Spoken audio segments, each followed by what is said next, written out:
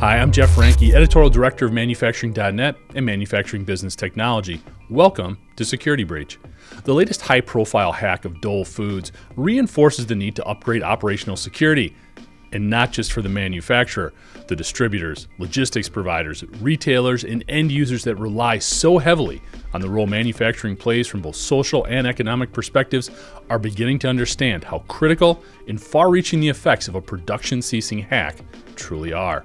Now, according to a survey from Nozomi Networks, 63% of respondents classify current cybersecurity threats as targeting industrial control systems as high, severe, or critical. The survey goes on to suggest that the biggest challenges to responding to these threats stem from legacy and aging OT technology, a lack of compatibility between traditional IT security and modern control systems, and a lack of OT security expertise. This would support findings from Fortinet that 93% of manufacturers responded to at least one OT intrusion between 2021 and 2022, and 78% dealt with more than 3 such incidents. Additionally, the firm found that 61% of intrusions targeted OT assets. Our guest for today's episode will have a unique take on these and other challenges associated with OT security. But before we talk to our guest for this episode, we're excited to announce that Security Breach is being sponsored by Rockwell Automation. For more information on their cybersecurity solutions, you can go to rockwellautomation.com. At this time, it's my pleasure to welcome Carlos Ruel Sanchez to Security Breach. He's the Director of Operational Technology at Fortinet, a leading provider of OT cybersecurity solutions. Carlos, thanks so much for joining us today. You know, when we look at the industrial sector, operational technologies has not been the focus, or at least the primary focus, from a cybersecurity perspective in the past. It is now, it's starting to ramp up. So as you're working with manufacturers, what are you seeing as some of the key vulnerabilities, and are they at least aware of a lot of these issues kind of going into these types of projects? Yeah, that's a really good question because operational technology has been around for quite some time. However, it wasn't called that. It was just called industrial security. And all the devices that were produced, to either control pressure, velocity, temperature, flow, they were designed with one purpose in mind, and that purpose didn't include cybersecurity. In the past, most of those devices or most of those controls, they existed, either in a segregated environment, or they were all the data collection was not done real time. So that's why they were not that appealing to the traditional hacker that they're looking for. To extract data, extract something that can be sold. And in some instances, of course, harm the operation, harm people. But what we see now is that because of the need for immediate data or immediate access to data, we see that, the traditional, what we call, I hate to do the air quote, but, the quote unquote hacker is taking interest in that data as it moves across. Then there's also data at rest. So, those are other sources. But what we see is that in general, the OT community is becoming more, it actually is a practice now. We didn't used to have a practice or anything such thing as OT. But now we have, security being at the forefront because all these devices, in most instances, are controlling critical infrastructure. So, they're a great target for a ransom. Yeah.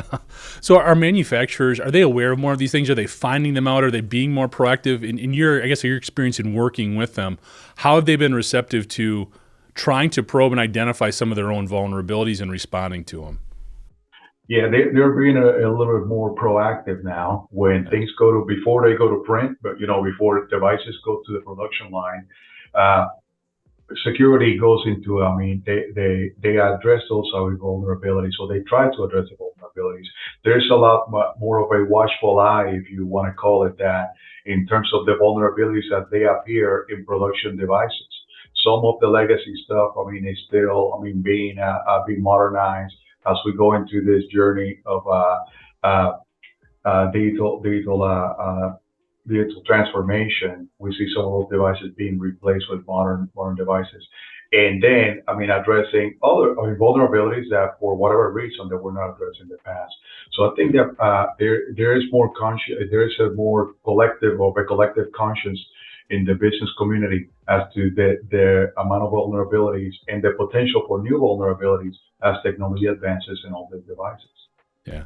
There's a ton of internal and kind of obvious benefits from all these operational technology investments that manufacturers have been making, but it also sort of gives them a much broader sort of field where they can be attacked, more vulnerabilities potentially springing up because there's simply more operational technology that's connected and hopefully talking to each other. As a result, this opens up, like you said, or like we were talking about, a bigger battlefield potentially. Are hackers now, are they going at something with a target, or are they probing everything and just sort of seeking looking where the soft spots are and attacking those? What are you seeing there? Is it more targeted or more general? Well, I will say a little column A, a little column B. Hackers, used to be opportunistic because again, they will, like you mentioned, they probe and probe and probe. When they found the opening, they went for it. But now it's a little bit more organized. And in fact, we have syndicates out there that's what they do for a living. They're giving bounties, and they say, hey, go after company X. If you find a vulnerability, find a way in, you get paid this much money. So things are changing in that landscape as well.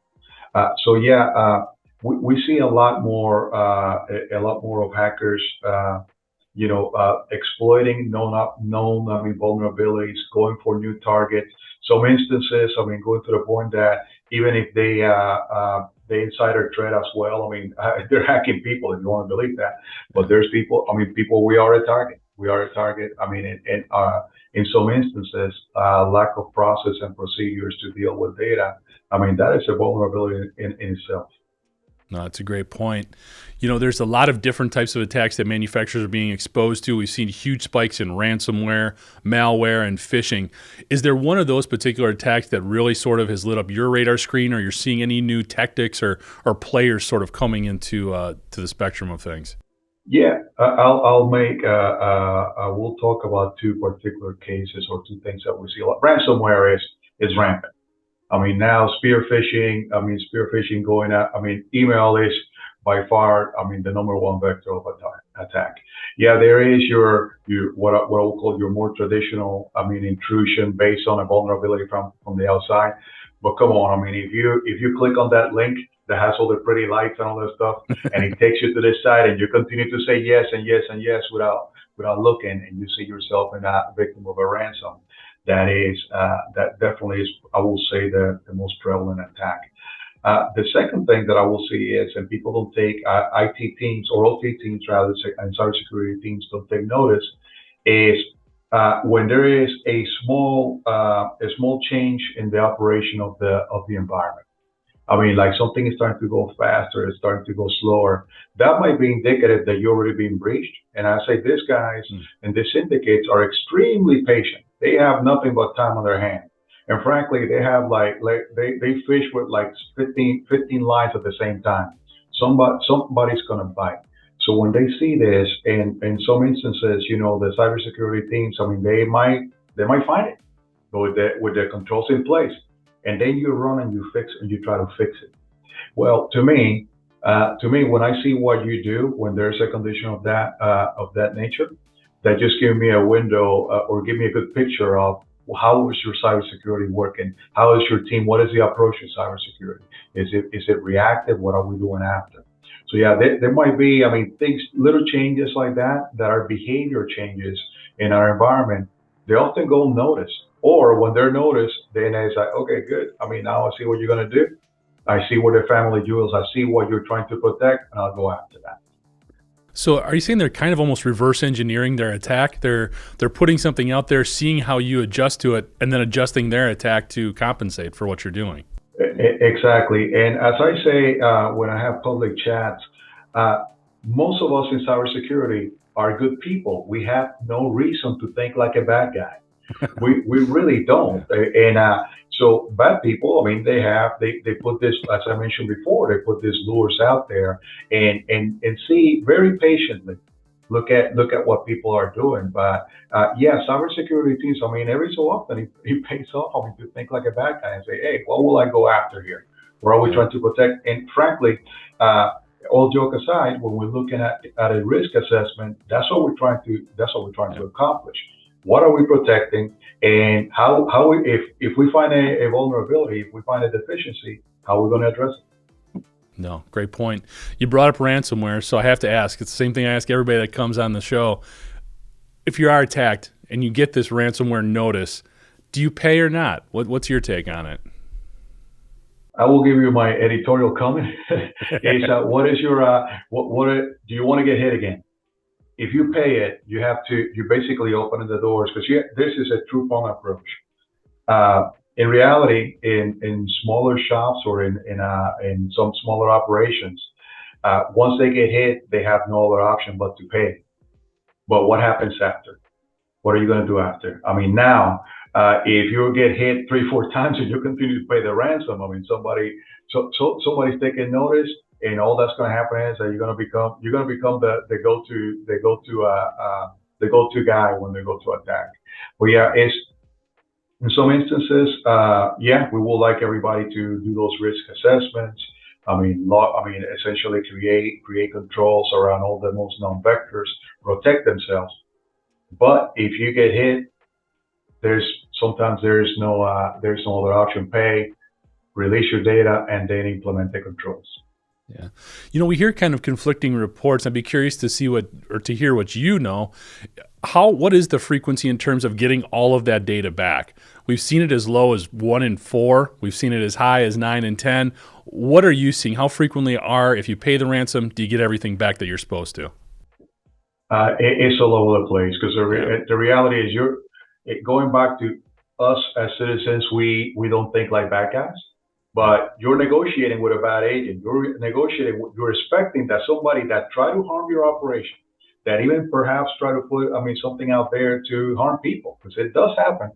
And you're expecting because you pay them, they're gonna stop doing it, or they're gonna give you back what they stole from you, or whatever damage they did to the environment, they're gonna fix it. So the chances of that happening is like in the good old days. Not a good old days, but in some other instances that you don't negotiate with terrorists. That's the bottom line. And this is what happening, right? They are inflicting terror on your organization. So it's a crapshoot. Are you going to get it back? I mean, if I ask you for $50,000, by the way, Jeff, hey, give me $50,000 now, and I'll be a good boy. That's basically what we're saying. Yeah. Well, I think that's in some instances it's easier to do that because there's a lot more cyber insurance that's being brought to play where people feel they're covered. They can cash in that policy and hopefully just pay it off and get their data back. But like you said, they may be setting themselves up to just continually be hit again and again. So interesting dynamic. So we've talked about the bad guys. Let's talk a little bit about the good guys. Carlos, what can you tell us a little bit about Fortinet and some of the things you guys are doing to help the industrial sector from a cybersecurity perspective? Yeah, we internally, I lead the OT team for Fortinet in North America, and we have assembled a team of experts. They come from all walks of life. They have worked in most of the critical infrastructure as defined by Homeland Security. In addition, we have over 20 years of experience in cybersecurity. Over 50 products, and a good 2/3 of them, have been adapted to OT. To the point that we have taken our next generation firewall, our next generation security device, and adapted it to, rugged environments so we can put them in places. I came from oil and gas. That's what the hard hat that's out there still hanging on the wall. Some of these devices, next generation devices, ruggedized so you can put them in extreme temperatures, hot and cold. Push security as close to the devices that we're trying to protect. And of course, intelligence that is acquired from all that, being able to correlate it. So we have products that will correlate that information and make it more meaningful. And hopefully, by gathering that intelligence, you can prevent a potential breach. Yeah, absolutely.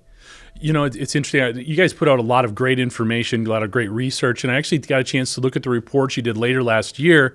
And one of the stats that really jumped out at me was a finding that said that about 67% of OT security leaders are coming from the OT engineering background.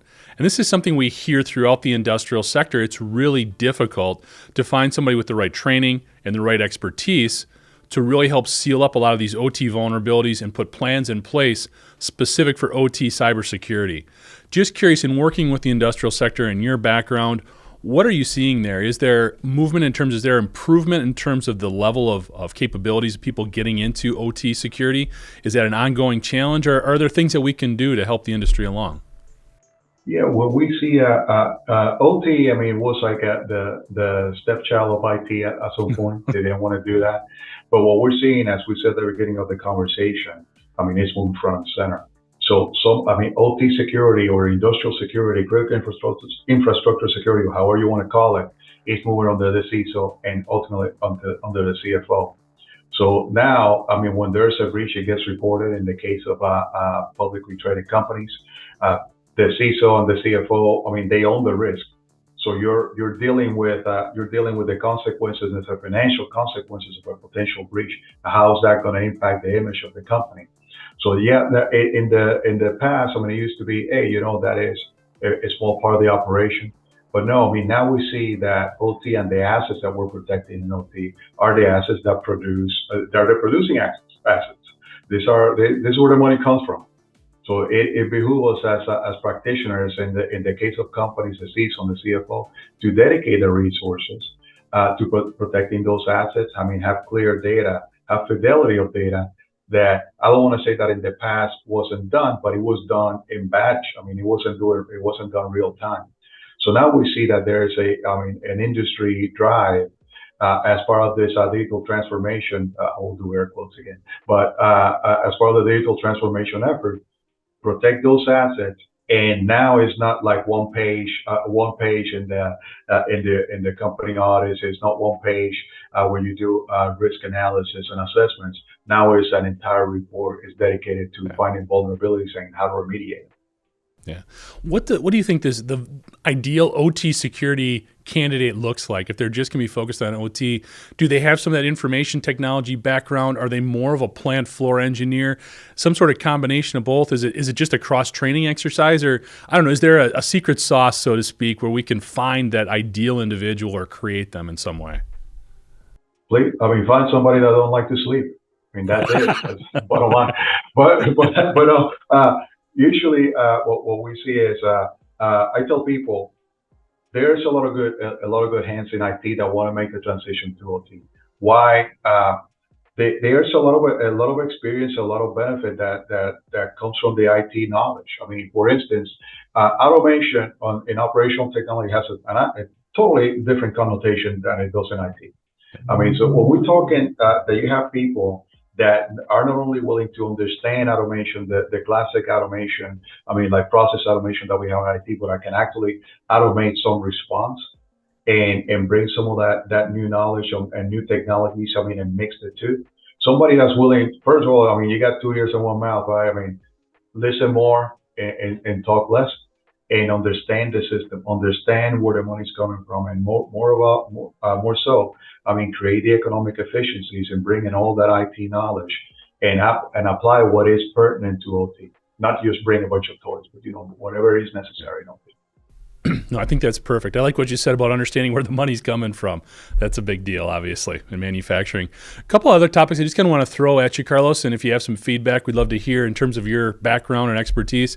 When it comes to cybersecurity, we're hearing more and more about stuff that is sort of an international flavor. Either it's got a nation-state origin, or we're just seeing some of these sort of global organizations, kind of what we were talking about before. They're probing and they're finding soft spots here and there.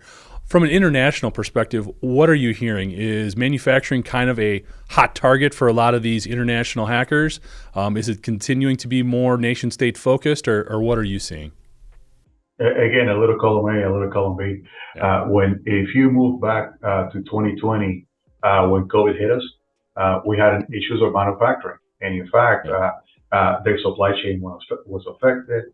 We had hits on our gas infrastructure. I mean, there was pipeline infrastructure. We got hit by that. There were other subsequent attacks on the meat supply. And they say, yeah, you can take away my gasoline, you can take my natural gas, but you don't take away my hamburgers. I mean, come on. And all this happened because we had a state of the country in itself, the world in itself, really, I mean, was in a state of flux. I mean, we were in a state of disarray, and everybody got they found that there were some areas in all walks of life that got affected and cybersecurity was one of them. There were a lot of people, a lot of companies that they didn't have a remote work policy. Yeah. And next thing you know, I mean, you have to work remotely, and what do you do then? So yeah, I mean, moving quickly always leaves a window open for the bad guys, where you got to do something hastily. I mean, without proper planning. So yeah, the nation states, I mean, they're still there. I mean, as practitioners, I always recommend that when you do those security assessments, determine what locations you need to access. If you have one part of the organization, you have a set of PLCs for the State Department that all of a sudden start making calls to a potential nation state or an unfriendly country. I will start, I mean, asking, hey, why is this making this call all of a sudden to a country that is in the no call list or something like that. So geofencing, all those things. I mean, I know that in the space of time or the time allotted here, we can discuss all of them. But yeah, a risk assessment is important. I mean, reduce the risk, and more so, in the end, do some type of segmentation. Take those assets and segment it. You want to have visibility. You want to have control of them, but you want to make sure that you have you know who needs access to that, control access to that part of the company. You control access as to where the devices internally need to communicate, and more so, anything that doesn't conform with that criteria, start looking into it. No, great advice. I like it. One of the other last topics I wanted to get to is just kind of your take on this whole element of transparency in working with manufacturers or working with the industrial sector. Do you put some of that into that plan, into that response plan, in terms of sharing some of that information about how you were hit, how you responded, what the dynamics of the attack were, so that your peers can also understand the right steps to take, and hopefully, as a community, we kind of move forward against the bad guys as a united front? Or do you have to be more careful about how much information you share? Because, like we talked about before, maybe the hackers can learn from that and share that information as well. So I guess what I'm asking is, what level of transparency makes sense in terms of being helpful without hurting the organization at the same time? Yeah, I think a lot of organizations are are a little bit more open than they used to be in terms of sharing. Now, there is some reputation that goes with a hack, right? I mean, if you have a publicly traded company and some of the assets or they were left out in the open, yeah, I mean, divulging too much about the breach, I mean, might have some reputational consequences. However, there's a lot of companies that they publish not only what the attack was, but how they mitigated it. And at that point, I mean, those cases exist out there where people are being a little bit more transparent. There's you know, the local ISACs and stuff like that. I mean, those organizations that they come in. Yeah, it's not share it with the world, but at least you share it with the communities of interest. And it can be you can put the cases out there. I mean, it don't have to be specific to the company. It can be as a use case and a response. No, I agree 100%. Just editorializing a little bit, I think that's the way we're going to move forward as an industry. I mean, when you see how highly, the level at which all of these attacks are occurring and the increased level that they're occurring more frequently, I think we do have to start sharing information a little bit more in order to shut them down a little bit, or at least slow them down. I agree. Last question here, Carlos. As we look to the future, maybe the next 12 or 18 months, any specific trends that you're identifying or sort of giving more attention right now in working with the industrial sector? It's interesting because, and a really good question. We deal with companies of all sizes, all verticals. I mean, transportation, energy, manufacturing, healthcare, and some organizations that you think that because of their size, they're so sophisticated and have a really advanced security program, they're starting. But now, I guess going back to square one, now they're having those discussions because they say, hey, you know, maybe we are the target here. I mean, we need to look at this. And we see that there are companies that have flat networks. Even to today, I know it sounds kind of silly, but really large organizations that if you get in the guard shack and you take control of a computer in the guard shack, I mean, you can see computers in the production side. Yeah. That in itself is an issue. So we see a lot of drive, towards segmentation, and micro segmentation. Defining, the data flows from east to west and north to south, and how to control that. What happens if there's a breach? Micro segmentation as a proactive approach to reduce the blast radius, for lack of a better term. So, and that's what we see a lot. We see a lot of people utilizing architecture or standard architecture models like the Purdue model or IEC 62443 and implement that in their organizations.